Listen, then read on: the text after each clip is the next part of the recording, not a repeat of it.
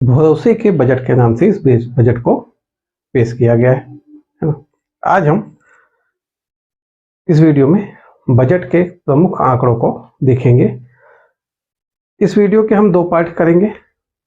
आज के पार्ट में हम इसकी जो वित्तीय स्थिति है, मतलब कितनी प्राप्ति हुई, कितनी राज्य को आय हो रही है, कितना राज्य व्यय कर रहा है, राजस्व आय क्या है, पूंजीगत आय क्या है, इन सब चीज़ों को देखेंगे। अच्छा हाँ, मैं यहाँ आपको अर्थशास्त्र की टर्मिनोलॉजी अभी नहीं बताऊंगा, क्योंकि वो उसके लिए अलग से जो आपके इकोनॉमिक्स के जब लेक्चर चलेंगे तो उसमें आपको पूरी टर्मिनोलॉजी बताई जाएगी। अभी हम सिर्फ मुख्य फोकस करेंगे बजट के आंकड़ों पे, जो अभी करंट में जो भी एग्जाम आएगा उसके लिए ये आंकड़े बहुत इंपॉर्टेंट रहेंगे, है ना। क्योंकि इकोनॉमिक्स में हमेशा आर्थिक समीक्षा और बजट एक महत्वपूर्ण रोल अदा करता है।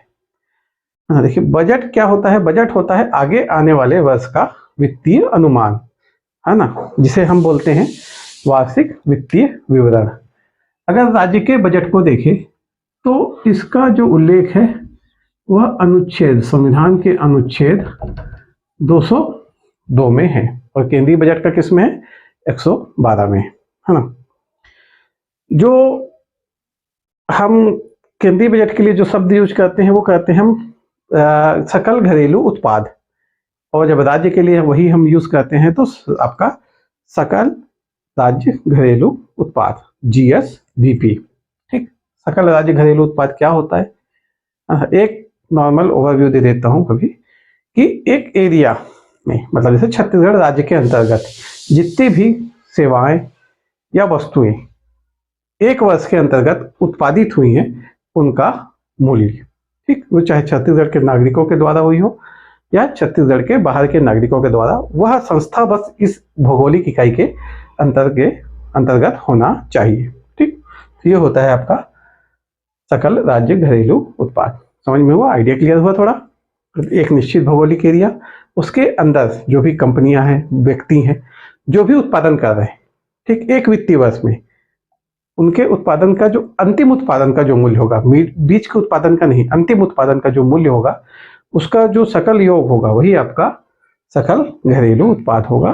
ठीक, तो हम देखते हैं, अगर हम देखें तो 18, ये जैसी सरकार आई है 18-19 से, तो इसने एक 18-19 से अपने बजट को प्रदर्शित करने के लिए जो भी आंकड़े दिए हैं वो 18-19 से अभी तक के दिए हैं, कि इतने सालों में हमने क्या ग्रोथ की है, 4-5 साल जो भी हो रहे हैं। ध्यान देखिए, इसमें देखिए, जैसे हम देखें सकल जो राज्य घरेलू उत्पाद है उसका बाजार प्रचलित मूल्य पे जो वैल्यू है वो कितनी है ना। अगर हम पहला पॉइंट देखते हैं GSDP की, 18-19 से आपका वर्तमान बजट है आपका 23-24 का। ठीक, यहाँ पे हम देखते हैं अगले वित्तीय वर्ष, है ना, तो हम पिछले 3 वर्षों का देख लेते हैं, पूरा देखने की जरूरत नहीं, 3 वर्ष भी नहीं है, अधिक से अधिक पिछले वर्ष का पूछ सकता है, पर ज्यादातर इसी वर्ष का महत्वपूर्ण रहता है। ठीक, तो अगर हम 22-23 में देखें तो ये लाख है, लगभग है 4,57,000 करोड़, 4,57,000 करोड़, है ना, 4,57,000 करोड़ है इसका मूल्य। ठीक, GSDP का वर्तमान में जो इसका मूल्य है वो है आपका 509,403, 5 लाख के करोड़ के आसपास। ठीक, जो अगर इसका वो देखें CAGR, ठीक, CAGR बोलते हैं कंपाउंड एनुअल ग्रोथ रेट, मतलब 18-19 से 23-24 तक एक एवरेज ग्रोथ रेट क्या रहा हमारे GSDP का आगे बढ़ने का, तो यह है हमारा जो CAGR है, इसका प्रचलित मूल्य पे 9.2% के आसपास ग्रोथ रेट हमको दिखता है। कब से? 18-19 से। ठीक, यह है आपका GSDP का प्रचलित मूल्य पे। तो इन आंकड़ों को ध्यान रखिएगा, आपके लिए इंपॉर्टेंट है ये, आपके लिए इंपॉर्टेंट है ये CAGR कितना है आपका राज्य सकल घरेलू उत्पाद का। ठीक, GSDP का, इसको बहुत इंपॉर्टेंट क्वेश्चन है ये। ठीक, इसको आप ध्यान रखिएगा, 9.2% है। ठीक, बजट का आकार देखते हैं हम इस बार, हमारे बजट का क्या आकार रहा, है ना। जैसे पिछली बार सबको पता है कि लगभग जो बजट निर्धारित किया गया था वह 104,000, 1,04,000 करोड़ का बनाया गया था पिछली बार का। ठीक, 1,04,000 करोड़ का बनाया गया था। इस बार यह इससे ज्यादा है, कितना है? 121,560 लगभग। ठीक है, 1,21,500 करोड़ लगभग। अगर इसका वार्षिक देखें तो वार्षिक वृद्धि लगभग 17% है यहां से यहां आने में। ठीक, ये आपका है, आपका 23-24 का है, ये है आपका 22-23 का। ठीक, 22-23 से 23-24 में जो बजट आकार दिया गया उसकी जो वार्षिक वृद्धि है कितने परसेंट अधिक है? पिछले वर्ष से कितने परसेंट अधिक है? तो 17% यह अधिक है। लेकिन अगर हम इसका CAGR देखते हैं, ठीक, CAGR ये है लगभग 7.8%। कब से? 18-19 से आपका अभी वर्तमान तक 23-24 तक। ठीक, कितना है? 7.8% के आसपास। इंपॉर्टेंट है ये आंकड़ा और ये आंकड़ा। ठीक, परसेंटेज वाले ज्यादातर क्वेश्चन पूछे जाते हैं, कितना परसेंट ज्यादा है। ठीक, CAGR कितना है? CAGR में बताया, इसमें और CAGR में क्या फर्क है? यह एक वर्ष की वृद्धि दिखा रहा है, यह 18-19 से 23-24 के बीच औसत वृद्धि को दिखा रहा है। ठीक, चलिए इन दो आंकड़ों को ध्यान रखिए।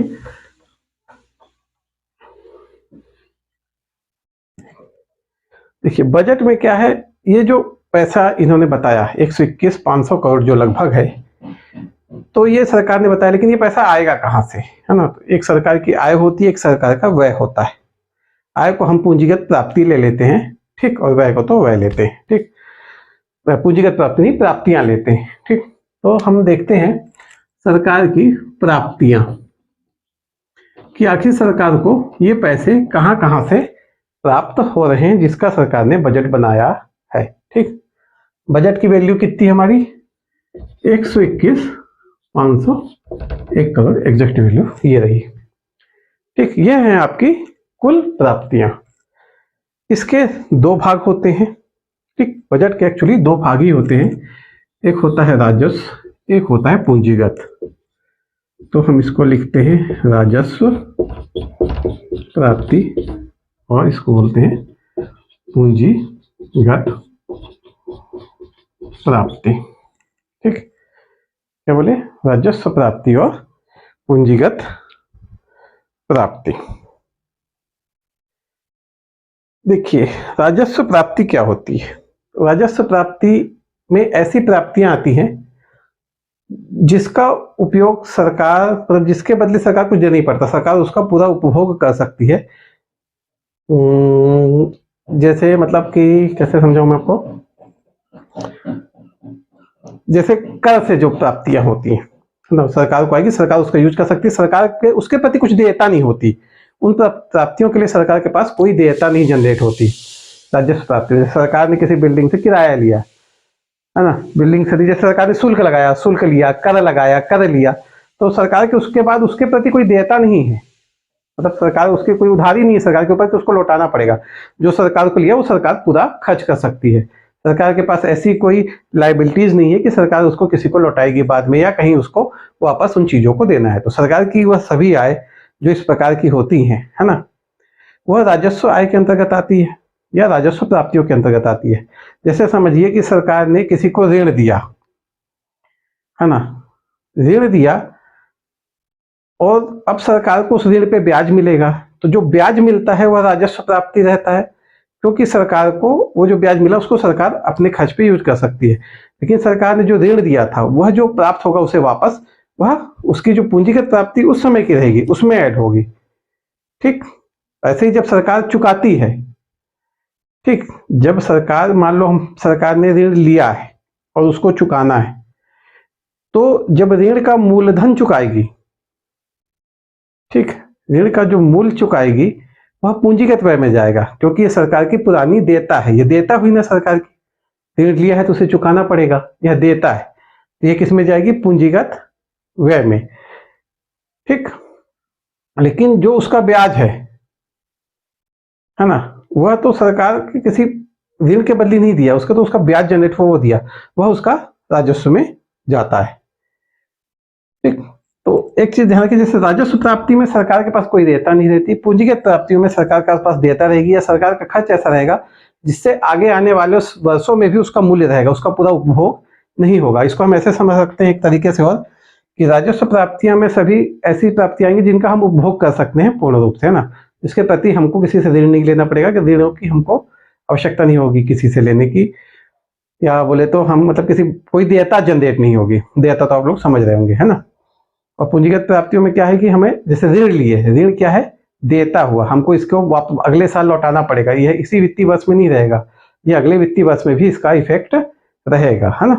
तो इस तरफ से होती है राजस्व प्राप्ति और पूंजीगत प्राप्ति। इसको डिटेल में पढ़ेंगे जब हम इकोनॉमिक्स पढ़ेंगे, ठीक, और अच्छे से इसको और अच्छे कॉन्सेप्ट से क्लियर करेंगे। ठीक, देखिए राजस्व प्राप्तियों में हमको कुल प्राप्त हुआ है 106,001, यह अनुमानित है कि इतना हमको राजस्व प्राप्तियों से प्राप्त होगा, और लगभग 15,500 करोड़ हमको मिलेगा पूंजीगत प्राप्तियों से।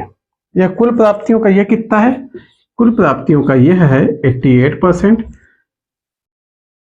और बाकी जो बचा परसेंट 12% यह है कुल प्राप्तियों का। ठीक, 121,501 का 88% राजस्व प्राप्ति, 12% है आपकी पूंजीगत प्राप्ति। ठीक, ये पूछता है, और आपको आंकड़े याद करने हैं, आप ऐसे ही फ्लो चार्ट पे आंकड़े याद कीजिएगा, आंकड़े जल्दी याद होते हैं और भूलते भी नहीं। अच्छा, मैं इसको बता देता हूँ पहले, फिर बताऊंगा कि आपको इसको याद कैसे करना है ना। बहुत इजी तरीका है, आपको बहुत रखने की जरूरत नहीं पड़ेगी, आप बस इसको एक शेड्यूल में रखना पड़ेगा, फिर आपको यह चीजें याद हो जाएंगी। देखिए राजस्व प्राप्ति के भी दो पार्ट होते हैं। ठीक, एक है राज्य की स्वयं की, ठीक, एक है आपकी केंद्र की। जैसे आप सभी जानते होंगे कि कुछ कर होते हैं जो राज्य लगाती है, उसे राज्य इकट्ठा करती है, राज्य के अंतर्गत जितने लोक उपक्रम चल रहे हैं उनके जो लाभांश होंगे वह सब आपकी राजस्व प्राप्तियां आती हैं, वह सब राज्य लेगा, है ना। और जो केंद्र कुछ कर होते हैं जिनका हिस्सा केंद्र से मिलता है राज्य को, है ना, तो वह जो पैसे हैं, जो पैसा प्राप्त होगा उससे, वह केंद्र की राजस्व प्राप्तियों में कहलाएगा, तो राजस्व प्राप्तियों में केंद्र का हिस्सा कहलाएगा। ठीक, तो राज्य का है लगभग 56,200 करोड़ राज्य का राजस्व, है ना, लगभग है 56,200 करोड़ है राज्य का राजस्व, मतलब राज्य के खुद के संसाधन से जो राज्य ने राजस्व आय प्राप्त की है वह है आपका 56,200 करोड़ रुपए, और 49,800 करोड़ रुपए, 49,800 करोड़ रुपए जो इसने प्राप्त किए हैं वह प्राप्त किए हैं केंद्र से प्राप्त किए हैं। इसका देखिए, इसका ये है 53% और ये है आपका 47%। देखिए परसेंट को ध्यान रखिएगा, राजस्व प्राप्ति का 53% है राज्य का राजस्व। क्वेश्चन पूछता है राज्य का राजस्व प्राप्ति का कितना है, 53%। अभी कुल का भी मैं बताऊंगा कितना परसेंट है। ठीक, तो ये क्वेश्चन पे ध्यान रखने की जरूरत है कि किससे पूछ रहा है ना। राजस्व प्राप्ति से तो 53%, केंद्र का कितना है 47%, कहां से, राजस्व प्राप्ति से, कुल प्राप्तियों से नहीं, ये है कुल प्राप्ति। ठीक, तो ये हो गया। इसके भी फिर दो पार्ट हैं, राज्य के राजस्व के दो पार्ट हैं, एक है आपका कर राजस्व, एक है गैर कर राजस्व। देखिए कर राजस्व सीधे संबंधित है जो टैक्स से राज्य ने वसूले हैं। ठीक, देखिए अभी तक जो भी इसमें वैल्यू आ रही है उस पर राज्य के ऊपर कोई देयता नहीं जनरेट हो रही है, राज्य लेगा और उसको खर्च कर सकता है बिना किसी बाउंडेशन के, है ना। तो इसीलिए वह गया है आपका राजस्व प्राप्ति में, उसका राज्य पूर्ण रूप से उपभोग कर सकता है। जैसे कर, ठीक, कर जो भी राज्य लगाएगा वह राज्य का कर राजस्व आ जाएगा, लगभग है यह कर राजस्व लगभग 38,000 करोड़ अनुमानित है। ठीक, और जो गैर कर है वह लगभग 18,200 करोड़ अनुमानित है। ठीक, गैर कर में क्या आता है, गैर कर में जैसे जो राज्य की जो संस्थाएं हैं वह जो शुल्क प्राप्त कर रही हैं उनको जो लाभ हुआ, यह सब जाते हैं गैर कर के अंतर्गत। ठीक, तो गैर कर नहीं, लाभांश के हिस्से होते हैं, वो गैर कर है ना। इसका हिस्सा देखें तो यह हो गया आपका 68%, किसका, राज्य का, और 68 के बाद ये बच गया आपका लगभग 32%। ठीक, ये कितना हो गया आपका 32%। किससे, राज्य के राजस्व से। कर राजस्व का हिस्सा 68%, राज्य के राजस्व से गैर कर राजस्व का हिस्सा 32%। ठीक, ऐसे ही केंद्र को भी थोड़ा सा, हाँ ठीक तो है, यहीं पे आ जाएगा, है ना। केंद्र के भी दो भाग होंगे। ठीक, केंद्र क्या है, एक तो केंद्र के पास ऐसे कर जिसमें राज्य का हिस्सा है वह केंद्र लौटाती है, और दूसरा अपने तरफ से कुछ अनुदान देती है। इसके भी दो पार्ट करते हैं हम। ठीक, एक है अनुदान का और एक में है करों में जो राज्य के हिस्से रहते हैं उनका। कितने हुए, करों में राज्य के जो हिस्से हैं और अनुदान, ये है आपका 34,801 करोड़ रुपए। कितना है, 34,801 करोड़ रुपए। और ये है लगभग आपका जो अनुदान है, यह है लगभग 15,000 करोड़ रुपए। ठीक, कितना है, 15,000 करोड़ रुपए। ये है लगभग इसका जो है, इस वैल्यू का यह है आपका 70%। ठीक, और ये है आपका 30%। किस वैल्यू का, केंद्र के राजस्व, केंद्र से प्राप्त जो राजस्व जो प्राप्त हुआ है केंद्र से, केंद्र के राजस्व का। ठीक, समझ में आया। ये टोटल वैल्यू को आपको ऐसे ही याद करना है, क्वेश्चन कहीं से भी पूछ सकता है इसमें से। ठीक, ये पूछ सकता है केंद्र के राजस्व में अनुदान की हिस्सेदारी कितनी है, 15,000 करोड़ की है। ठीक, अभी हम जब इसको टोटल में देखेंगे तो भी उसके परसेंटेज को हमको ध्यान रखना है ना। जब हम टोटल में देखेंगे तो उसके परसेंटेज को भी हम बताएंगे। पहले अभी एक मोटा मोटा परसेंटेज को देख लेते हैं। ठीक, जब पूंजीगत प्राप्ति की बारी आती है ना, तो इसको भी 3 पार्ट होंगे। ठीक है, इसके 3 प्राप्त है।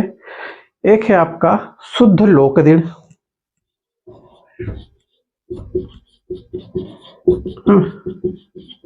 एक है आपका लोक लेखा, और एक आपका है ऋण और अग्रिम। 3 पार्ट। ठीक, देखिए शुद्ध लोक ऋण है लगभग 11,500 करोड़ का। जो लोक लेखा है आपका वो है 3,700 करोड़।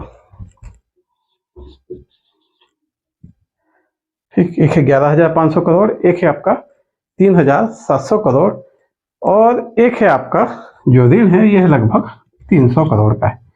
शुद्ध लोक ऋण में जो लोक ऋण जैसे बाजार से लिया है, बैंकों से जो लिया है उधारियां, वो सब काउंट होते हैं शुद्ध लोक ऋण में।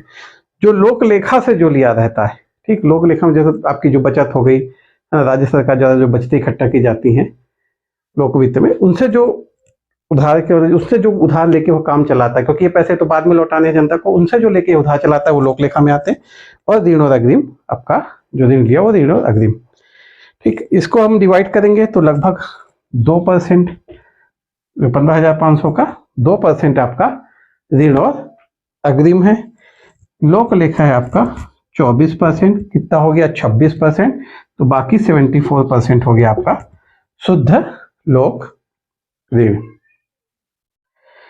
ठीक, कितना हो गया शुद्ध लोक ऋण।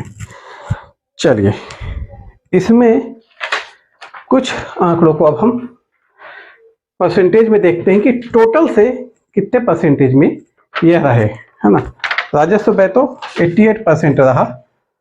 ठीक, इसमें देखते हैं और थोड़ा सा जो राज्य का राजस्व है।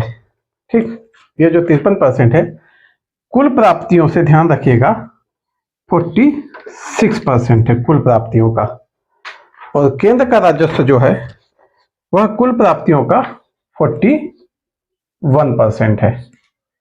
कहाँ से? ये 46 41 कहाँ, यहाँ से काउंट कर रहे हैं। ये 53 जो है और ये 47 है वो हम यहाँ से काउंट कर रहे हैं। तो इसको ध्यान दीजिएगा, क्वेश्चन में पूछता है तो हमको फोकस करने की जरूरत है कि कहाँ से क्वेश्चन किस चीज को पूछ रहा है। ठीक, बहुत सारे आंकड़े हैं, कंफ्यूज होने होते हैं, इसलिए मैं बताऊंगा कि इसको पढ़ना कैसा है। आप दूसरे तरीके से पढ़ोगे तो आपको कंफ्यूजिंग चांस बहुत ज्यादा बढ़ेंगे। ठीक, तो कुल प्राप्तियों का राज्य का राजस्व है 46 और केंद्र का राजस्व है आपका 41%। देखिए, राज्य के राजस्व के दो हिस्से हैं। ठीक, एक कर राजस्व, एक गैर कर राजस्व। ठीक, तो राज्य के राजस्व में कर राजस्व का हिस्सा है 31%। ठीक, और ये क्या है आपका? गैर कर है 15%। समझ में आया? इस 46 का डिवाइड हुआ 31%, इस 46 का डिवाइड हुआ 15%। राज्य का कुल राजस्व 46% कुल प्राप्तियों का। अब राज्य का कर राजस्व कुल प्राप्तियों का कितना है? 31%। राज्य का गैर कर राजस्व कुल प्राप्तियों का कितना है?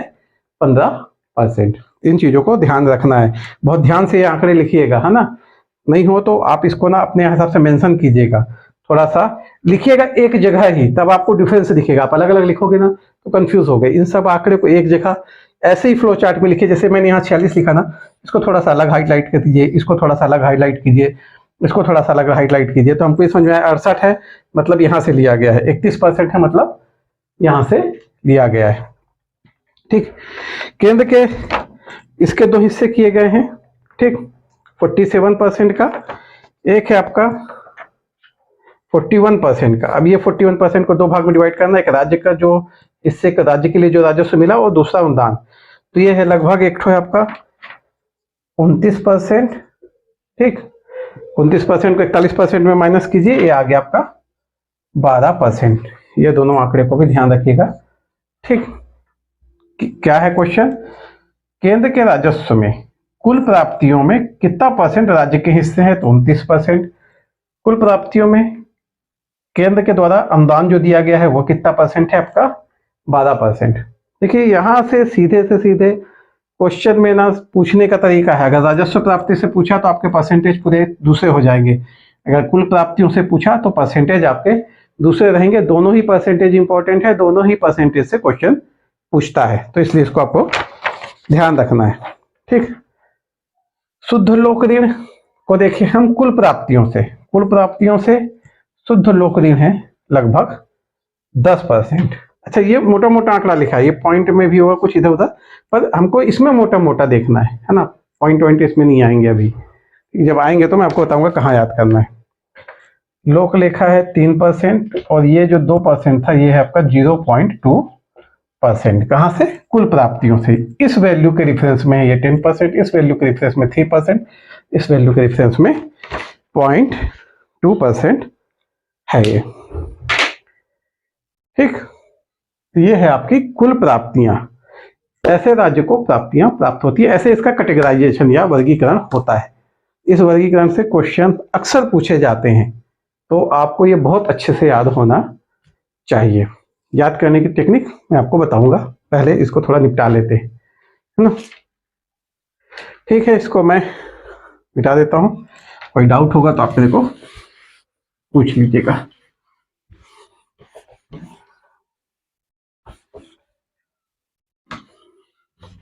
देखिए, आर्थिक समीक्षा और बजट, ये तो बहुत इंपॉर्टेंट टॉपिक है सब एग्जाम के लिए। अब नया आर्थिक समीक्षा आ गया है तो सीधी सी बात है, अब पुराने आर्थिक समीक्षा और बजट की कोई वैल्यू नहीं रह गई। तो जैसे ही ये सब आंकड़े ऐसे हैं कि जैसे आए मतलब हमको वैसे नया याद होना चाहिए, क्योंकि अब इसके बाद फिर पुराने कोई पूछेगा नहीं। ठीक, चलिए अगला टॉपिक है, ये तो प्राप्तियां हो गई। अब हम देखते हैं कुल व्यय। हमारे यहाँ जीरो बेस बजटिंग होती है। जीरो बेस बजटिंग मतलब जो साल के अंत में जो भी बजट आपका निर्धारित किया है उसको इक्वल टू जीरो कर लिया जाता है। जीरो कैसे कर लिया जाता है कि जैसे हमारे 1,000 करोड़ का बजट हुआ है ना, सारे के अंत में अगर डिपार्टमेंट के पास पैसा बचा भी है तो पैसे को आप वो खर्च कर सकती है, उसको क्या है वापस सेंटर अपने यहाँ बुला लेती है और फिर आपका बजट को बैलेंस कर देती है। मतलब जितना आए उतना व्यय को करके इक्वल टू जीरो बजट पे ला देती है। तो आप सोचते हो कि घाटा कैसे आता है? घाटा आता है, तो देखते हैं आगे कैसे आता है ना। अब जब उसको तो अब इकोनॉमिक्स पढ़ेंगे ना तो इसको बहुत डिटेल में पढ़ेंगे, तब पूरी तरह से क्लियर होगा। ठीक है, अभी उसको पढ़ने लगेंगे तो फिर ये सब टॉपिक छूट जाएगा। अभी हम पहले आंकड़ों पे जोर देते हैं। इकोनॉमिक्स के लेक्चर जल्दी ही मैं फिर शुरू करूंगा, है ना। तो फिर इसको देखेंगे पूरी डिटेलिंग में, कैसे जीरो बेस बजटिंग कैसे निकाली जाती है, कैसे उसको बैलेंस किया जाता है। अब हम देखते हैं कुल व्यय। तो जैसा बताया कि हमारा जीरो बेस बजटिंग चलती है ना। हमेशा बजटीय घाटा भारत में लगभग जीरो ही होता है, उसको जीरो बना लिया जाता है। ठीक होता, वास्तविकता ऐसी नहीं रहती पर उसको जीरो कर लिया जाता है। देखिए, राजस्व व्यय हमारे पास कुल व्यय भी दो प्रकार के होंगे, एक राजस्व व्यय और एक आपका पूंजीगत व्यय। देखिए, राजस्व व्यय में जो कैसे खर्च हुए उससे कुछ आना नहीं है, मतलब वो टोटल का टोटल उपभोग हो गया। ठीक, उसमें ना तो देयताएं कोई मतलब कि उसमें हम कोई ऐसा काम नहीं कर सकते जिससे हमको बाद में कुछ पैसा मिल रहा है ना। मतलब कोई ऐसा काम नहीं होगा जिससे जिसका प्रभाव अगले वित्त वर्ष में पड़े, उसका समझ लीजिए लगभग पूरा उपभोग में यूज कर लिए। व्यय में जो उपभोग में कर ली गई चीजें, जैसे हमने खाना पे किया, समझिए हम देखते हैं, जैसे मेरे पास पैसा है तो मैंने पैसे का खाना लाया, खाना मतलब हम अनाज लाए और साल भर में उसको खा के खत्म कर दिए। ठीक, तो यह मेरा राजस्व व्यय हुआ। और मेरे को पैसा मिला तो मैं ले आया मोटरसाइकिल। ठीक, उपभोग तो मैं उसका भी करूंगा, लेकिन उसकी वैल्यू अगले साल भी कुछ रहेगी, तो वह जाता है पूंजीगत व्यय में, कि हमको उसकी वैल्यू अगले साल भी हम उसकी वैल्यू दे सकते हैं, उसको बेच के फिर पैसे उससे कुछ ले सकते हैं, तो वह जाता है पूंजीगत में। समझ गए। तो जो आपका उपभोग व्यय होगा टोटल, वह लगभग पूरा जाता है राजस्व व्यय में। और जो पूंजीगत व्यय है उसका वह जाएगा, जैसे हमने किसी को ऋण दिया तो ऋण हमें वापस मिलेगा, साथ में उसका ब्याज भी मिलेगा, है ना। तो वह किस में गया? पूंजीगत व्यय में। तो राजस्व व्यय देखिए कितना है, 102,501 करोड़ रुपए। ठीक, और पूंजीगत व्यय लगभग 18,660 करोड़ रुपए। ठीक, हमने राजस्व प्राप्तियां देखी थी 1,06,000 करोड़ के आसपास, और हम यहाँ राजस्व व्यय देख रहे 1,02,000 करोड़ के आसपास। तो अब हम यहाँ पे थोड़े कुछ टर्म देखते हैं। एक देखते हैं राजस्व घाटा, है ना। क्या हमें राजस्व में घाटा हो रहा है? देखा जाए तो नहीं हो रहा है, क्योंकि हम तो 1,006 करोड़ रुपए लगभग 1,006 बोलूँ 1,06,000 करोड़ रुपए हमको प्राप्तियां हुई। हम खर्च तो 1,02,000 करोड़ रुपए कर रहे। राजस्व घाटा आया प्लस में 3,500 करोड़ रुपए। यह जो प्लस चिन्ह है यह आधिक्य दिखाता है। तो हमारे पास अगर हम इसको सामान्य टर्म में देखें तो इसे बोलेंगे राजस्व आधिक्य। ठीक, लेकिन जो बजट में दिखाया गया होगा उसे इस नाम से दिखाया गया होगा, राजस्व घाटा। बस ये साइन प्लस होगा और 3,500 करोड़ रुपए लिखा होगा। इसका मतलब यह नहीं कि घाटा प्लस 3,500 हुआ, प्लस साइन लगा है, मतलब हम राजस्व आधिक्य में हैं। यह जो हमारा जीएसडीपी है उसका 0.69% है। इंपॉर्टेंट ये है, क्वेश्चन ये पूछता है ज्यादातर कितना परसेंट है हमारे जीएसडीपी का, जब सामान्यता क्वेश्चन ऐसे पूछता है ना। तो इसलिए हमको जो सामान्यता क्वेश्चन पूछता है उसको भी ध्यान रखना, वैल्यू भी ध्यान रखना। जरूरी नहीं कि ऐसे पूछता है तो ऐसे ही पूछे, ये भी पूछ सकता है। ठीक, तो 3,500 करोड़ रुपए का इस बार राजस्व अधिक हमारे पास है। ठीक है, अगला है राजकोषीय घाटा।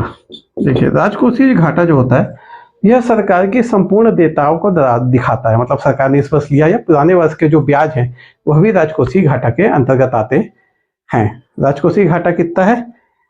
-15,200 करोड़ रुपए। देखिए, ये जो माइनस का साइन है वही दिखाता है कि हम घाटे में है। ठीक, अगर राजकोषीय घाटे को हम जीएसडीपी के परसेंटेज में देखें तो यह लगभग है 2.99%। पूछ सकता है राजकोषीय घाटा बजट के अनुसार जीएसडीपी का कितना है? 2.99%। वैल्यू क्या है? 15,200 करोड़ की है। अभी तो हम आधिक्य देख रहे हैं, अब बोले हम घाटा में हैं, हम बजट कर रहे जीरो बेस। तो इनको क्या है, हम ऐसा मानते हैं कि जितना घाटा हुआ उतना हम उधार लेके उसको पूरा कर देंगे, उसको हम पूंजीगत प्राप्ति में डाल देंगे, उतना उधार लेके पूरा कर देंगे। इस प्रकार से हमारा राजस्व जो मतलब कुल व्यय और कुल जो प्राप्तियां हैं वह फिर जीरो हो जाती है। समझे? मतलब मैं आपको बताता हूँ, जैसे मान लीजिए कि मेरे पास 100 रुपए है ना, 90 रुपए। ठीक, बजट मैंने बनाया 100 रुपए का, 90 ही रुपए प्राप्त हुए। ठीक, हमारे पास बजट है 100 रुपए का पिछले साल का, और मेरे को इस पूरे साल भर में 90 रुपए प्राप्त हुए, 10 रुपए प्राप्त नहीं हुए। तो मैं क्या है, 10 रुपए को मैं ऋणों से पूर्ति दिखाऊंगा। जब ऋण ले लिया 10 रुपए का, तो कितने हो गए मेरे पास 100 रुपए। तो बजट कितने का था 100, प्राप्त कितने हो गए 100, तो बचती घटा कितना हो गया 0। ऐसे 0 करते हैं। ठीक, तो मतलब जितना हम निगेटिव दिखाते हैं उतने का हम ऋणों में दिखा देते हैं कि हम उतने का ऋण लिया। पूंजीगत प्राप्तियां जो होती हैं वह ऋण दिखाती हैं, उतने में हमने ऋण लिया है और उससे हमारा क्या हो, बजट संतुलित हो गया। ठीक, तो यह राजकोषीय घाटा माइनस 2.99% जीएसडीपी के। ठीक, तो इसको ध्यान रखिएगा, ये दोनों आंकड़े इंपॉर्टेंट है, पूछते हैं, है ना। इसको सेपरेट सेपरेट ध्यान रखिएगा। ठीक, इसमें और है आपका चलिए आगे चलते हैं।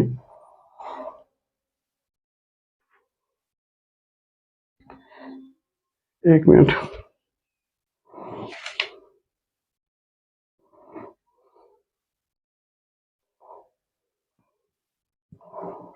इसका एक आंकड़ा है, चलिए इसको देखेंगे, बाद में देखते हैं। पहले इसको हटाते हैं यहाँ से, दूसरा टॉपिक डालते हैं। ठीक, इन आंकड़ों को ध्यान रखिए। चलिए देखिए, अब देखते हैं इसका एक क्षेत्रवार व्यय का बजट में आकलन दिया गया है, आकलन किया गया है क्षेत्रवार व्यय। ठीक, इसमें मतलब कि जैसे कैसे क्षेत्र, मतलब कि हर क्षेत्र में कितना कितना परसेंटेज बजट का खर्च हो रहा है। जैसे कि हम, एक है आपका सामान्य सेवा, ठीक, फिर है आपका आर्थिक सेवा। ठीक, सामान्य सेवा, आर्थिक सेवा और सामाजिक सेवा। कैटेगरी से आपको थोड़ा थोड़ा अंदाजा हो गया होगा किस किस कैटेगरी में कैसा कैसा क्या क्या चीजें आती होंगी, लगभग, है ना। तो सामान्य सेवा में लगभग खर्च कर रहे हैं हम 23%। आर्थिक सेवा से संबंधित जो भी आर्थिक जो भी व्यवहार है सरकार के, उससे संबंधित लगभग 36% व्यय आर्थिक सेवाओं में सरकार कर रही है। और सामाजिक सेवाओं में 41%। सामाजिक सेवा में कैसे, पेंशन सहायता हो गई, है ना, चिकित्सा सहायता हो गई, और भी जो सरकार कई कई सेवाओं को अनुदान देती है या सरकारी जो प्रोग्राम चलाती है। तो क्षेत्रवार व्यय को ध्यान रखिएगा, सामान्य सेवा, आर्थिक सेवा और सामाजिक सेवा। सामान्य सेवा में बाकी जो व्यय हो गए, जब भी आपकी मतलब सामान्य सेवा, जैसे आप नगर निगम में हो तो जो सरकारी सेवाओं का यूज कर रहे हो, है ना, इससे संबंधित जो भी सरकार मतलब जनता के लिए जो भी कार्य कर रही है उसमें जो सरकार का व्यय हो रहा है, और सामान्य सेवा। आर्थिक सेवा मतलब जो आर्थिक दृष्टि से अर्थशास्त्र, जैसे आईआईडीसी या फिर कोई इंडस्ट्रियल पार्क बना रही है, कोई कंपनी स्थापित कर रही है, तो वो सब सभी चीज में जाएगी आर्थिक सेवा में। और सामाजिक सेवा में जो सामाजिक न्याय से संबंधित काम कर रही है ना, विकलांगों को सहायता, प्रसूति सहायता, वृद्धजनों को सहायता, आपका स्वच्छता का, आपका स्वास्थ्य कार्यक्रम, शिक्षा कार्यक्रम, ये सब जाएंगे आपका सामाजिक सेवा के अंतर्गत। इसके अलावा 3 कैटेगरी और दिया गया है। एक दिया गया अनुसूचित जाति के लिए, और एक अनुसूचित जनजाति के लिए, और जनरल के लिए। ठीक, कितना कितना परसेंट खर्च कर रही है सरकार व्यय का। तो जो अनुसूचित जाति है उसके लिए है 12%। जो कुल बजट है सरकार का, उसका जो व्यय है अनुसूचित जाति के लिए 12% है। अनुसूचित जनजाति के लिए 33% व्यय कर रही है सरकार कुल बजट का, और बाकी वर्ग के लिए टोटल 55% सरकार व्यय कर रही है कुल बजट का। ठीक, पूछ सकता है इनमें से क्वेश्चन, इसको ध्यान रखिएगा, इंपॉर्टेंट चीज है। ठीक, क्षेत्रवार व्यय में पूछ सकते हैं, सरकार के क्षेत्रवार व्यय में सामान्य सेवा के लिए सरकार का कितना परसेंट है, आर्थिक सेवा के लिए कितना है, सामाजिक सेवा के लिए क्या है, अनुसूचित जाति जनजाति के लिए कितना है, सामान्य के लिए क्या है, अनुसूचित जाति जनजाति के लिए मिला के कितना है। देखिए, जब चीजें पढ़ना है तो रटना नहीं है, साथ में थोड़ा सा ऑब्जर्व भी करना। जैसे ये है ना, इन दोनों को मिला के भी पूछ सकता है, सामाजिक सेवा जाति और जनजाति के लिए कितना व्यय कर रही है सरकार प्रतिशत में कुल प्राप्तियों के, तो ध्यान रखना है ना। अच्छा, चलिए क्षेत्रवार व्यय के बाद एक हम व्यय की प्रकृति देखते हैं। टोटल हम व्यय को मान लेते हैं 100%, और इसमें क्या क्या व्यय किए गए सरकार के द्वारा उसको देखते हैं, वो भी इंपॉर्टेंट है, और वहां से भी क्वेश्चन पूछता है ना। मतलब जैसे अभी हम ये सेवा में वर्गीकरण देखें, वैसे ही एक वर्गीकरण और है ना। हम सरकार की कुल प्राप्तियों को 100% मानते हैं, और इसके हिसाब से देखते हैं सरकार ने कहाँ कहाँ कितना कितना व्यय किया, व्यय की प्रकृति मोटे मोटा, है ना। देखिए सबसे ज्यादा जो सरकार व्यय करती है वो करती है सहायता अनुदानों में, ठीक, इसमें सहायता अनुदान में, ठीक। सहायता अनुदान समझ गए होगे आप, जो वो योजनाओं के लिए जो व्यय कर रही है ना, जो अभी हमने पहले बताया था, महिला सशक्तिकरण हो गया आपका, जो भी मतलब कि आपका जैसे क्या स्वावलंबन योजना हो गया, सक्षम योजना हो गई, तो जो भी मतलब सरकार सहायता अनुदान दे रही है वृद्धों को, महिलाओं को, ठीक, प्रसूति सहायता, ये सब जाते हैं सहायता अनुदान के अंतर्गत। तो सरकार कुल बजट का लगभग 29.01% सहायता अनुदान में खर्च कर रही है, ठीक। इसके बाद सरकार का जो एक बहुत बड़ा व्यय आता है वह आता है सरकारी कर्मचारियों के वेतन को देने में, ठीक। देखिए इसकी क्रम भी पूछ सकता है, घटते से बढ़ते क्रम में बताइए, तो इस चीज को भी हमको ध्यान रखना है, क्रम में ध्यान रखना है, ठीक। तो वेतन है लगभग 25.22%, मतलब सरकार की जो कुल प्राप्तियां हैं उसका लगभग 25%, तो 1/4 जो हिस्सा है वह वेतन में ज्यादा, मतलब वेतन में जाता है। फिर सरकार के पूंजीगत व्यय, पूंजीगत व्यय के अंतर्गत सरकार के वो व्यय आते हैं जो सरकार के पास आगे आने वाले वित्तीय वर्ष में सरकार को वापस, और सरकार को उसकी कुछ वैल्यू रहेगी, उसके प्रति सरकार को उससे कुछ प्राप्त होगा। जैसे सरकार ने एक बिल्डिंग बनाई तो वह किस में जाएगा, पूंजीगत व्यय में, क्योंकि उसकी वैल्यू अगले साल भी रहेगी। या सरकार ने ऋण दे दिया तो उसकी प्राप्ति सरकार को आने वाले समय में होने वाली है, तो वह किस में गया, पूंजीगत व्यय में। तो जो पूंजीगत व्यय का परसेंट है वह लगभग है आपका 15.36%, ठीक। तीसरे नंबर पे पूंजीगत व्यय। जो आर्थिक सहायता जाती है, एक आर्थिक सहायता में बहुत सारी चीजें आती हैं, है ना। तो आर्थिक सहायता का जो वैल्यू है वो लगभग 8% के आसपास है, 8.17%, 29, 25, 15, 8, ठीक। सरकार जो ऋण ली है उसको पुनर्भुगतान करेगी, ऋण पुनर्भुगतान, ठीक। सरकार के व्यय का एक बहुत इंपॉर्टेंट पार्ट ये भी होता है कि ऋण का पुनर्भुगतान करना है, और ये लगभग है 6.21% के आसपास, ठीक। इसके बाद एक सबसे बड़ा मद है वो है आपका पेंशन, ठीक।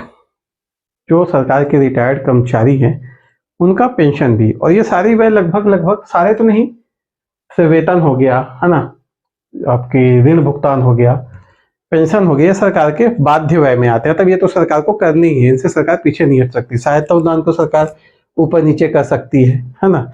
पूंजीगत व्यय में सरकार ऊपर नीचे कर सकती है, पर वेतन, पेंशन, ऋण पुनर्भुगतान ये सरकार के बाध्य खर्चे हैं, इसको तो सरकार को करना ही होगा, ठीक। हाँ देखिए पेंशन क्या हो गया, पेंशन है 6.08%, ठीक। देखिए ऋण अभी हम कितना दे रहे हैं, 6.2%। अब ऋण का जो हमने ऋण लिया उसका ब्याज भी तो देंगे, ठीक। उसका क्या देंगे हम, ब्याज भी तो देना पड़ेगा, और ब्याज भुगतान लगभग करती है सर उतना ही, लगभग 5.69%, ठीक। और इसके बाद बाकी जो बचा उसे अन्य में डाल देते हैं, लगभग 4.5% के आसपास, ठीक, 4.5% के आसपास। एग्जैक्ट वैल्यू अगर देखा जाए तो ये है 4.26%, चलिए, ठीक। ये है सरकार की व्यय की प्रकृति, कितना परसेंट सरकार कहाँ पे व्यय कर रही है। इंपॉर्टेंट क्वेश्चन है, घटते क्रम में पूछ सकता है, बढ़ते क्रम में पूछ सकता है, सीधे आंकड़े पूछ सकता है कभी भी एग्जाम में। आंकड़े याद कर सकते हैं बहुत आसानी से। पहले आप हाफ पार्ट को याद कीजिए, 29, 25, 15, 8, 6, 6, 5, 4, ठीक। 8 के बाद 6, 6 के बाद 5, फिर 4, 8, 6, 5, 5, 4, 29, 25, 15। आप याद करोगे, याद हो जाएगा, 29, 25, 15, 8, 6, सीधे 6, 6, 6 2 बार है, 6, 6, 5, 4। इसके याद होने के बाद आपको इसको रीडिंग मानना है, ठीक। आपको एक दिन में आंकड़े याद नहीं होंगे, ठीक, इस आंकड़ों को आपको याद करने के लिए कम से कम हर 2 दिन में एक बार इसको पढ़ना पड़ेगा, रटना नहीं पड़ेगा। क्या करना पड़ेगा? पढ़ना पड़ेगा। पहले दिन इसको रटना पड़ेगा, 2-2 4-4 बार आप थोड़ा सा रटिए हल्का सा। उसके बाद मतलब रखना नहीं कि आप फिर बंद करके फिर देख रहे एक आंकड़ा भूल गया, नहीं छोड़ दो, कोई बात नहीं, भूल गया कोई बात नहीं, फिर याद हो जाएगा। उसके बाद क्या है, आप इसको कैसे करिए, इसको पढ़िए। आज पढ़े, 2 दिन का गैप लीजिए, फिर पढ़िए 2 दिन बाद। पढ़ना है, ओनली रीडिंग। ठीक, पढ़िए फिर छोड़िए, फिर 2 दिन बाद पढ़िए फिर छोड़िए। इसको ऐसा पढ़ने में ना आपको 5 से 10 मिनट लगेगा। ठीक, डेली के आप 5 मिनट दे सकते हो। ठीक, 5 मिनट ही लगेगा, पूरे आंकड़े जीतता होंगे ना, सिर्फ रीडिंग मारने में 5 मिनट लगता है, 5 से 10। ऐसे पढ़िए, आप हर 2 दिन में पढ़िए। ठीक, तो आप जब एग्जाम में बैठोगे तो आप ऑप्शन में गलत नहीं करोगे। ऑप्शन में मतलब बारीक मिस्टेक भी आपसे गलत नहीं होगी। लेकिन अगर आप रटते हो, आज रटे फिर बोले आप तो आज रटे, आप बैठ के किताब बंद कर दिए, आंख बंद किए, बोले हाँ हाँ हाँ हाँ ठीक, मेरे को सब याद हो गया, आप रख दो। फिर आप उसको अभी नहीं पढ़ोगे, फिर आप कब पढ़ोगे? या तो 1-8 महीने बाद, या फिर जब एग्जाम होगा उसके पहले कि मेरे को तो याद है, और आप फिर गलत हो जाओगे। ठीक, तो ऐसा नहीं करिए। ऐसे आंकड़े हैं, अर्थशास्त्र पढ़ने का तरीका यही है कि आंकड़ों को आप एक कॉपी में अलग से लिखिए। ठीक, उस कॉपी को डेली रिवीजन में डालिए। डेली मतलब एक फ्रीक्वेंसी तय कर लीजिए कि 2 दिन में मेरे को एक बार ये कॉपी पढ़नी है। ठीक, देखिए एग्जाम ऐसे ही निकलता है, ऐसे ही पढ़ना है ना। हमने अपनी तैयारी में इसको फॉलो किया और इसका रिजल्ट हमको अभी भी मिलता है। अभी भी हम जब आंकड़े से संबंधित कोई क्वेश्चन देखते हैं या उसको पढ़े होते हैं इस प्रकार से ना, तो गलत नहीं होते। तो आप ऐसा ट्राई कीजिए, पढ़िए, रटिए नहीं। हमने आज तक कभी आंकड़े नहीं रटे। रटना नहीं है, आंकड़ों को पढ़ना है, छोड़ देना है 2 दिन के लिए, फिर पढ़ना है, फिर छोड़ देना है। यह समझ लीजिए कि जब आप एग्जाम देने जाओगे उसके पहले कम से कम आप इसको 50 से 100 बार पढ़ चुके होंगे। और फिर मान लीजिए कि आपको ऐसा रटाया रहेगा ना कि आपको क्वेश्चन कंफ्यूज नहीं कर पाएगा। ठीक, तो आप इस टाइप की अप्रोच रखिए पढ़ने में। ठीक, आपको रटना नहीं है, आपको पढ़ना है। एक दिन रटिए, ठीक है। पहली बात थोड़ा सा ज़्यादा जोर देके, उसके बाद से सिर्फ रीडिंग में रखिए इसको। और आप हर 2 दिन में 5 मिनट कहीं भी घूमते घूमते, अरे आप एक सब्जेक्ट पढ़े, एक सब्जेक्ट बाद दूसरे सब्जेक्ट पढ़ने के बीच में जो गैप है ना 5 मिनट का, उस गैप में इस टाइप की चीज़ें किया करो, है ना। आप सोचोगे अब इसके लिए मैं अलग से समय निकालूं, नहीं होगा। जैसे मैंने कोई बड़ा सब्जेक्ट पढ़ा 40-45 मिनट का, उसके बाद मैंने 5-10 मिनट गैप लिया। जो मैं 5-10 मिनट गैप ले रहा हूँ, उस गैप में मैं इस टाइप की चीज़ों को शेड्यूल करता हूँ। ठीक, जैसे ये हो गया, इसको पढ़ लिए। अभी आप जब आर्थिक समीक्षा पढ़ेंगे, उसके बहुत सारे आंकड़े, उसको पढ़ेंगे तो वो उसको डेली पढ़ना पड़ेगा। हर दिन 5 मिनट पढ़ो, तो आप हर दिन 4 पन्ने पढ़ोगे, तो 1 महीने में कम से कम आप उस आर्थिक समीक्षा के आंकड़ों को 2 बार पढ़ लोगे। ऐसे एग्जाम आते तक आप उसको 8 से 10 बार पढ़ डालोगे आंकड़ों को, तो फिर जब एग्जाम आएंगे तो आपसे आंकड़े ना तो चूकेंगे, ना तो क्वेश्चन उससे बाहर जाएगा, और ना ही वह गलत होंगे। ठीक, तो इस ट्रिक को थोड़ा सा ध्यान रखिएगा पढ़ते। आगे देखते हैं, थोड़े से आवंटन, है ना। इससे क्वेश्चन पूछ सकता है कि किस विभाग को सबसे ज्यादा आवंटन मिला या कितना मिला। तो हम इसमें केवल टॉप के 3 विभाग देखेंगे और लास्ट का 1 विभाग देखेंगे। ठीक, पूरे नहीं देखेंगे, बहुत सारे विभाग हैं, लेकिन जो मेजर 3 है उनको देखते हैं और लास्ट में एक तो देखते हैं क्या है ना। देखिए सबसे ज्यादा इस बार जो दिया गया है वह स्कूल शिक्षा विभाग को। हम जानते हैं जब से आया तब से आत्मानंद स्कूल और स्कूलों के उन्नयन के लिए सरकार काम कर रही है। ठीक, तो सबसे ज्यादा जो बजट दिया गया है वह आत्मानंद स्कूल को दिया गया है। तो मतलब आत्मानंद स्कूल को नहीं, स्कूल शिक्षा विभाग को टोटल दिया गया है 19,400 करोड़ के आसपास। ठीक, 19,400 करोड़ के आसपास। आपको डाटा ऐसे ही याद रखना, जैसे 19,403, आपको इतना नहीं याद रखना, 19,400 करोड़ के आसपास आपको बजट मिला है, इतना ध्यान रखना, इतने क्वेश्चन बन जाते हैं। ठीक, दूसरे नंबर पे दिया गया है पंचायत और ग्रामीण विकास को 10,000 के करोड़ के आसपास। ठीक, 10,000 करोड़ के आसपास किसको दिया गया है? पंचायत विभाग को। तीसरे में आता है आपका कृषि विभाग। ठीक, कृषि विभाग को दिया गया है 10,000 करोड़ के आसपास। 10,000 करोड़ के आसपास दिया गया है कृषि विभाग को। अगर विभागों में जो बड़े विभागों में सबसे कम देखा जाए तो जल संसाधन को दिया गया है सबसे कम में। जो 8-9 विभाग है उसमें से जल संसाधन को दिया गया लगभग 3,600 करोड़ के आसपास। ठीक, यह दिया गया है आपके जल संसाधन विभाग को। ठीक, यह है आवंटन के 3 प्रमुख क्षेत्र, जो प्रमुख विभाग 3। तो सबसे ज्यादा आवंटन देखिए कहाँ दिया गया, स्कूल, पंचायत, कृषि। कम में है सबसे जल संसाधन विभाग। आंकड़े 19,000 करोड़, 10,000 करोड़, 10,000 करोड़। ठीक, इन तीनों को थोड़ा सा क्रम याद रखिए, पूछ सकता है। ठीक, चलिए आगे चलते हैं। आगे देखते हैं कि जो हम पैसे खर्च कर रहे हैं, है ना, उसके कुछ और क्राइटेरिया देखते हैं।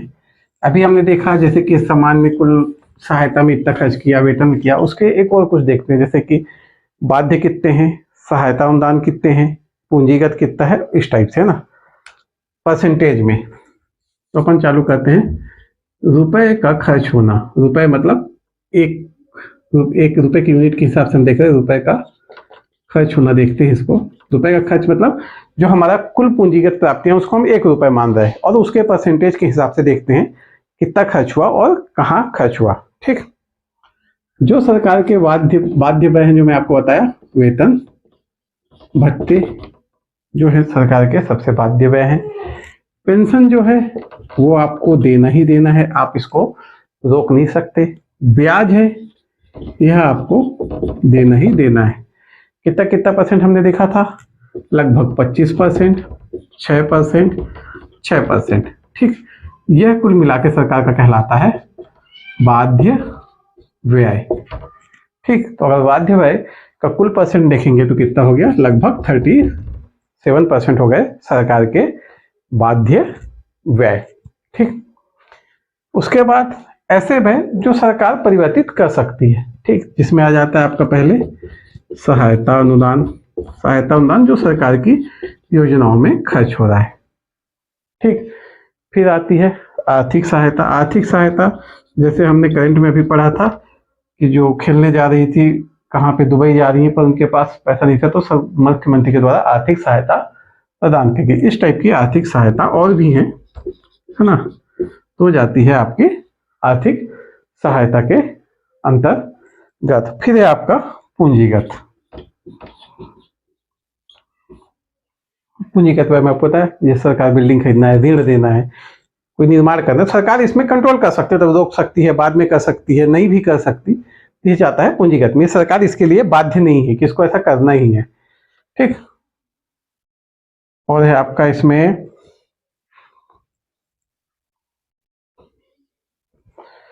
पूंजीगत के बाद अन्य, बाकी को हम अन्य में डाल देते हैं, हटाओ, हाँ, इसको हम कर दिए अन्य में। ठीक, सहायक अनुदान हमने कितना देखा था, लगभग 29% देखा था। आर्थिक सहायता हमने कितना देखा था, लगभग 8% देखा था, है ना। तो ये दोनों कितना हो गया आपका, 37% हो गया, ये दोनों भी। पूंजीगत तो हमने 15% देखा ही है ना। अन्य देखा था हमने 4 आपका लगभग, बाकी सबको इसमें डाल दो अन्य में, तो 11% हो गया बढ़ के। ठीक, मतलब बाकी इसके अलावा हमने और भी 1-2 चीजें देखी, तो सबको हम अन्य में डाल दिया और 11% हो गया। हमको ये देखना है जो सरकार के बाध्य व्यय 37% है, ये सरकार के बाध्य व्यय नहीं है, लेकिन राजस्व देखिए, ये टोटल जाता है आपका आर्थिक सहायता, हाँ, ये सब आपका गया राजस्व व्यय में। ठीक, तो राजस्व व्यय के अंदर कुछ बाध्य व्यय हो गए, कुछ ऐसे व्यय हो गए जिन पर सरकार ऊपर नीचे कर सकती है। जो पूंजीगत व्यय है वो आपका अलग जा रहा है, वो हो गया आपका 15%, और अन्य में 11% आ गए। अन्य जो है वो आपके पूंजीगत भी हो सकते हैं, और उसमें भी राजस्व व्यय में भी डाला जा सकता है। वो सरकार किस मद में यूज करेगी उसके ऊपर डिपेंड करता है ना। तो इन चीजों को आप ध्यान रखिए, यहाँ से भी क्वेश्चन जनरेट हो सकते हैं। तो बजट में सरकार के 23-24 में यह सरकार की वित्तीय स्थिति है जो सरकार ने अनुमानित किया है। ठीक, चलिए इसको मिटाते हैं। बजट में आज हमारा सेशन जो सरकार की वित्तीय स्थिति में, सिर्फ आपको बजट में इतना ही पढ़ना। अच्छा हाँ, एक आंकड़ा तो मैं आपको बताना भूल गया, चलिए उसको देखते हैं।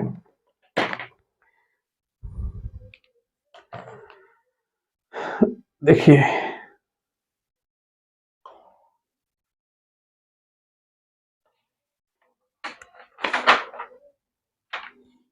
चलिए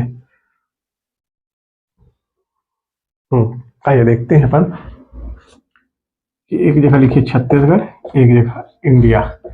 ये एक्चुअली आर्थिक समीक्षा का आंकड़ा है, पुनरीक्षित कहते हैं इसे, आर्थिक समीक्षा 22-23 कहलाएगा, है ना। बजट 23-24, आर्थिक समीक्षा 22-23। देखिए इसमें हम देखते हैं विकास दर, ठीक, इंपॉर्टेंट आंकड़े हैं, ज्यादातर क्वेश्चन तो इसी में हो जाते हैं, इससे आगे तो बहुत सारे जो एग्जाम है वो बढ़ते भी नहीं, ज्यादातर एग्जाम यहीं पे खत्म हो जाते हैं, मतलब यहीं से उठा लेते हैं आंकड़ा, इसके आगे तो बाकी काफी डिटेल में है। अगर आप पीएससी जैसे एग्जाम पूछते हो या फिर व्यापम, जैसे व्यापम काफी डीप घुसता है क्वेश्चनों में, तो उसके एग्जाम के लिए बाकी आंकड़े बहुत इंपॉर्टेंट है, ठीक। और ये उन आंकड़ों में सबसे मेजर आंकड़े ये तो हम आर्थिक समीक्षा में भी पढ़ेंगे, ठीक। यहाँ पे फिर भी एक आंकड़ा मैं दे देता हूँ, आप इसको थोड़ा सा पढ़ते रहिए तो याद रहेगा। देखिए जो विकास दर है, छत्तीसगढ़ की विकास दर इस बार निर्धारित की गई है 8%। इंडिया का बजट भी मैं पढ़ाऊंगा आपको, इंडिया का बजट अभी नहीं पढ़े, तो छत्तीस स्टेट लेवल एग्जाम में वो थोड़ा सा उतना इम्पोर्टेंट, मतलब इसके कंपेयर में थोड़ा सा कम रहता है, लेकिन उसको भी हम पढ़ाएंगे, उसका बजट और उसकी आर्थिक समीक्षा के जो प्रमुख बिंदु हैं नेशनल के, वो भी हम आपको बताएंगे, ठीक।